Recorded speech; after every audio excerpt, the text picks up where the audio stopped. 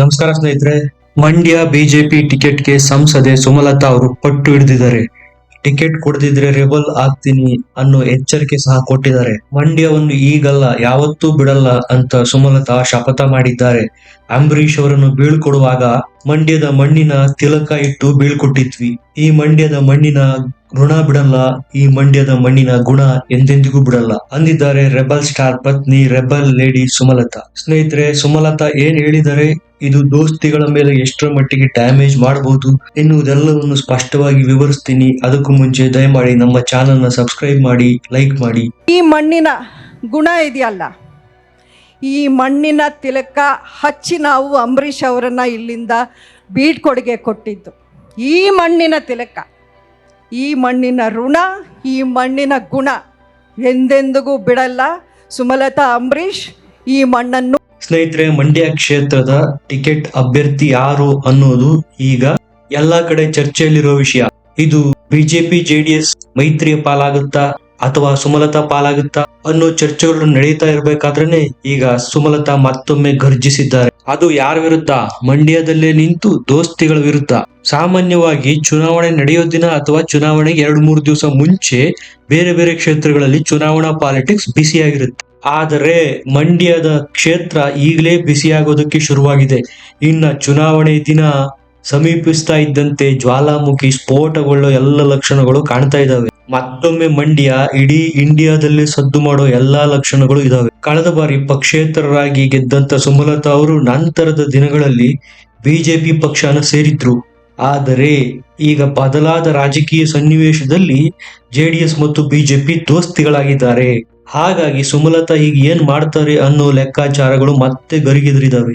ಸುಮಲತಾ ಅಂತೂ ಟಿಕೆಟ್ ಪಟ್ಟು ಬಿಡ್ತಾ ಇಲ್ಲ, ನನಗೇ ಬೇಕು ಅಂತ ಕೂತಿದ್ದಾರೆ. ಆದರೆ ನಂಬಲರ ಮೂಲಗಳ ಪ್ರಕಾರ ಮಂಡ್ಯದ ಟಿಕೆಟ್ ಈಗಾಗಲೇ ಕನ್ಫರ್ಮ್ ಆಗಿದೆ. ಬಿಜೆಪಿಯ ಹೈಕಮಾಂಡ್ ಅದನ್ನ ಜೆಡಿಎಸ್ಗೆ ಬಿಟ್ಟು ಕೊಡೋದಕ್ಕೆ ಒಪ್ಪಿದೆ ಅನ್ನಲಾಗ್ತಾ ಇದೆ. ಇದರ ಸುಳಿವು ಸಿಕ್ಕಂತ ಸುಮಲತಾ ಅವರು ಈಗ ಉಗ್ರಾವತಾರ ತಾಳಿದ್ದಾರೆ. ಒಕ್ಕಲಿಗರ ಭದ್ರಕೋಟೆಯಾಗಿರೋ ಮಂಡ್ಯದಲ್ಲೇ ಜೆಡಿಎಸ್ ನ ಅಸ್ತಿತ್ವ ಇರೋದು. ಈ ಬಾರಿ ಅವರು ತಮ್ಮ ಅಸ್ತಿತ್ವನ ಸಾಬೀತು ಮಾಡಲೇಬೇಕಾದ ಅನಿವಾರ್ಯತೆಗೆ ಕುಮಾರಸ್ವಾಮಿ ಬಿದ್ದಿದ್ದಾರೆ. ಕಳೆದ ಬಾರಿ ವಿಜಯ ಪತಾಕೆ ಆರಿಸಿದ್ದಂತ ಸುಮಲತಾ ಅವರಿಂದ ವಿಜಯ ಪತಾಕೆನ ಕಿತ್ಕೊಂಡು ಈ ಬಾರಿ ಜೆಡಿಎಸ್ ಬಾವುಟ ಆರಿಸಲೇಬೇಕು ಅನ್ನೋ ಶಪಥನ ಕುಮಾರಸ್ವಾಮಿ ಅವರು ಸಹ ಮಾಡಿದ್ದಾರೆ. ಆದ್ರೆ ಸುಮಲತಾ ಅವರು ಈಗ ಮಾಡ್ತಾ ಇರೋ ಗರ್ಜನೆ ನೋಡಿದ್ರೆ ರೆಬಲ್ ಅಭ್ಯರ್ಥಿಯಾಗಿ ಮತ್ತೊಮ್ಮೆ ಸ್ವತಂತ್ರವಾಗಿ ಕಣಕ್ಕಿಳಿಯುವ ಎಲ್ಲಾ ಲಕ್ಷಣಗಳು ಕಾಣ್ತಾ ಇದಾವೆ. ಇದೇ ದೋಸ್ತಿಗಳ ನಿದ್ದೆ ಕೆಡಿಸಿದೆ. ಬರೀ ನಿಖಿಲ್ ಕುಮಾರಸ್ವಾಮಿ ಅವ್ರನ್ನ ಕಣಕ್ಕಿಳಿಸಿದ್ರೆ ಸಾಲಲ್ಲ. ಹಾಗಾಗಿ ಕುಮಾರಸ್ವಾಮಿ ಅವರೇ ಕಣಕ್ಕಿಳಿಯಬೇಕಾದ ಅನಿವಾರ್ಯತೆ ಸೃಷ್ಟಿಯಾಗಿದೆ. ಯಾಕಂದ್ರೆ ಇಲ್ಲಿ ಸುಮಲತಾ ಅವರ ಪರವಾಗೋ ಪಾಸಿಟಿವ್ ಪಾಯಿಂಟ್ಸ್ ಜಾಸ್ತಿ ಇದಾವೆ. ಅವರು ಒಬ್ಬ ಮಹಿಳೆಯಾಗಿದ್ದಾರೆ, ಮೇಲಾಗಿ ಅವರೊಬ್ಬ ಒಕ್ಕಲಿಗ ಕುಟುಂಬಕ್ಕೆ ಸೇರಿದ್ದಾರೆ, ಪ್ರಖ್ಯಾತ ನಟ ದಿವಂಗತ ಅಂಬರೀಶ್ ಅವರ ಪತ್ನಿ, ಮೇಲಾಗಿ ಸ್ವತಃ ಸುಮಲತಾ ಸಹ ಒಬ್ಬ ಪ್ರಸಿದ್ಧ ನಟಿ. ಕುಮಾರಸ್ವಾಮಿ ಅವರನ್ನು ಎದುರಿಸಲು ಬೇಕಾದಂತ ಹಣ, ಪ್ರಸಿದ್ಧಿ, ಮಾತುಗಾರಿಕೆ ಮತ್ತು ಸಿನಿಮಾದ ಬಹುಪಾಲು ನಟರ ಬೆಂಬಲ ಎಲ್ಲವೂ ಸುಮಲತಾ ಅವರಿಗೆ ಇದೆ. ಹಾಗಾಗಿ ಇಷ್ಟೆಲ್ಲಾ ಪಾಸಿಟಿವ್ ಅಂಶಗಳನ್ನು ಹೊಂದಿರುವ ಸುಮಲತಾ ಅವರನ್ನು ಸೋಲಿಸೋದಿಕ್ಕೆ ಕೇವಲ ನಿಖಿಲ್ ಕುಮಾರಸ್ವಾಮಿ ನಿಂತ್ರೆ ಸಾಲಲ್ಲ. ಸ್ನೇಹಿತರೆ, ಇಲ್ಲಿ ಬಿಜೆಪಿ ಕಳ್ಕೊಳ್ಬೇಕಾದ್ದೇನೂ ಇಲ್ಲ. ಸುಮಲತಾ ಅವರು ಈಗ ಬಿಜೆಪಿ ಬಂದಿರಬಹುದು, ಆದರೆ 2019 ಲೋಕಸಭೆಯಲ್ಲಿ ಅವರು ನಿಂತು ಗೆದ್ದಿದ್ದು ಸ್ವತಂತ್ರವಾಗಿ. ಬಿಜೆಪಿ ಅವರಿಗೆ ಇಲ್ಲಿ ನೆಲೆ ಇದೆ, ದೊಡ್ಡ ಪ್ರಮಾಣದ ವೋಟ್ ಇದಾವೆ, ಇಲ್ಲ ಅಂತ ಹೇಳಲ್ಲ. ಆದರೆ ಸ್ವಂತ ಬಲದ ಮೇಲೆ ಎಂಪಿ ಕ್ಷೇತ್ರ ಗೆಲ್ಲೋದಕ್ಕೆ ಬೇಕಾದಷ್ಟು ವೋಟು ಬರಲ್ಲ. ಕಳೆದ ಬಾರಿ ಈ ಕ್ಷೇತ್ರದಲ್ಲಿ ಜೆಡಿಎಸ್ ರನ್ನರ್ ಅಪ್ ಆಗಿತ್ತು. ಹಾಗಾಗಿ ಈ ಕ್ಷೇತ್ರನ ಜೆಡಿಎಸ್ಗೆ ಬಿಟ್ಟುಕೊಡ್ಬೇಕು ಅನ್ನೋದು ಹೈಕಮಾಂಡ್ ನಲ್ಲಿ ಆಗಿರೋ ನಿರ್ಧಾರ. ಹಾಗಾಗಿ ಬಿಜೆಪಿ ಅವರು ಏನ್ ಟೆನ್ಷನ್ ಮಾಡ್ಕೊಳ್ಳೋ ಅವಶ್ಯಕತೆ ಇಲ್ಲಿ ಇಲ್ಲ. ದೋಸ್ತಿಯಾಗಿದೆ, ಮೈತ್ರಿಯಾಗಿದೆ, ನಮ್ಮ ಓಟ್ಗಳನ್ನ ನಿಮಗೆ ಶಿಫ್ಟ್ ಮಾಡೋ ಜವಾಬ್ದಾರಿ ನಮ್ದು, ಜೆಡಿಎಸ್ ಅಭ್ಯರ್ಥಿನ ಗೆಲ್ಲಿಸ್ಕೊಳ್ಳೋ ಜವಾಬ್ದಾರಿ ನಿಮ್ದು ಅಂತಾರೆ ಬಿಜೆಪಿ ನಾಯಕರು.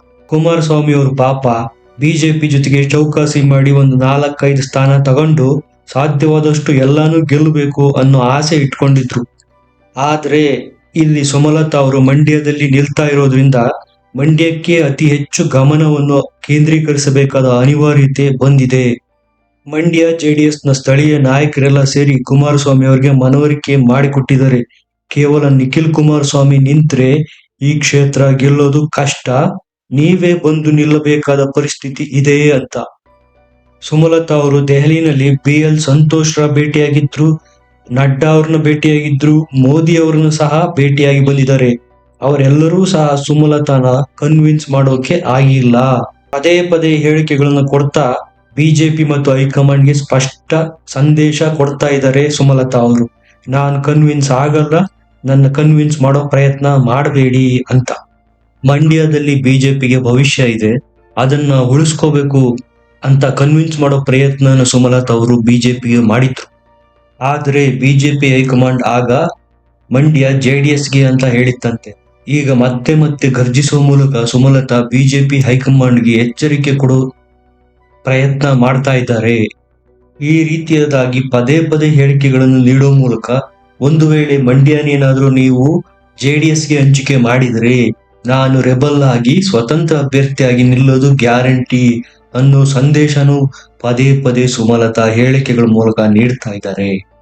ಶ್ರೀರಂಗಪಟ್ಟಣದಲ್ಲಿ ದರ್ಶನ್ ಅವರಿಗೆ ಅಭಿನಂದನಾ ಕಾರ್ಯಕ್ರಮ ಏನು ಮಾಡಲಾಗಿತ್ತು, ಅಲ್ಲಿ ಮಾತಾಡಿ ಸುಮಲತಾ ಅವರು ಹಿಂಗ್ ಹೇಳಿದ್ದಾರೆ, ಮಂಡ್ಯದ ಋಣ ಮತ್ತು ನೆಲ ನಾನು ಯಾವಾಗ್ಲೂ ಬಿಡಲ್ಲ. ಕಳೆದ ಬಾರಿ MP ಚುನಾವಣೆಯಲ್ಲಿ ಜೋಡೆತ್ತುಗಳಾಗಿ ದರ್ಶನ್ ಮತ್ತು ಯಶ್ ಅವರು ನನ್ನ ಬೆಂಬಲಕ್ಕಿದ್ರು, ಈ ಬಾರಿ ಸಹ ಅವರು ನನ್ನ ಬೆಂಬಲಕ್ಕೆ ಇರ್ತಾರೆ ಅನ್ನೋದು ಸುಮಲತಾ ಆಸೆ. ಆ ಕಡೆ ಕುಮಾರಸ್ವಾಮಿ ಅವರು ಸಹ ಪಟ್ಟು ಸಡಿಲಿಸ್ತಾ ಇಲ್ಲ, ಸುಮಲತಾ ಸಹ ಈ ಕಡೆ ಪಟ್ಟು ಸಡಿಲಿಸ್ತಾ ಇಲ್ಲ. ಸಂಕಷ್ಟಕ್ಕೆ ಈಗ ಬಿಜೆಪಿ ಸಿಲುಕಿದೆ.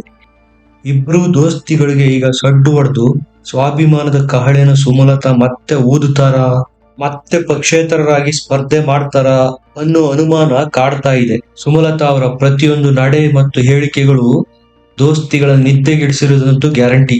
ಸಕ್ಕರೆ ನಾಡಲ್ಲಿ ನಿಂತ್ಕೊಂಡು ಪದೇ ಪದೇ ಅದೇ ಸಕ್ಕರೆ ನಾಡಿನ ದಳಪತಿ ಮತ್ತು ದೋಸ್ತಿಗಳಿಗೆ ಟಕ್ಕರ್ ನೀಡ್ತಾ ಇದ್ದಾರೆ ಸುಮಲತಾ. ನೀವು ನನಗೆ ಟಿಕೆಟ್ ಕೊಡಿ ಬಿಡಿ, ನನ್ನ ಸ್ಪರ್ಧೆ ಮಂಡ್ಯದಿಂದಲೇ ಅಂತ ಬಿಜೆಪಿ ಹೈಕಮಾಂಡ್ಗೆ ಪದೇ ಪದೇ ಸುಮಲತಾ ಎಚ್ಚರಿಕೆ ನೀಡ್ತಾನೆ ಬಂದಿದ್ದಾರೆ. ಸ್ನೇಹಿತರೆ, ಮೈತ್ರಿ ಟಿಕೆಟ್ ಗೊಂದಲ, ಸುಮಲತಾ ಅವರ ಭವಿಷ್ಯ ಏನಾಗುತ್ತೆ ಅನ್ಸುತ್ತೆ ನಿಮಗೆ? ಕಮೆಂಟ್ ಮಾಡಿ ತಿಳಿಸಿ. ವಿಡಿಯೋನ ಲೈಕ್ ಮಾಡಿ, ಚಾನೆಲ್ನ ಸಬ್ಸ್ಕ್ರೈಬ್ ಮಾಡಿ.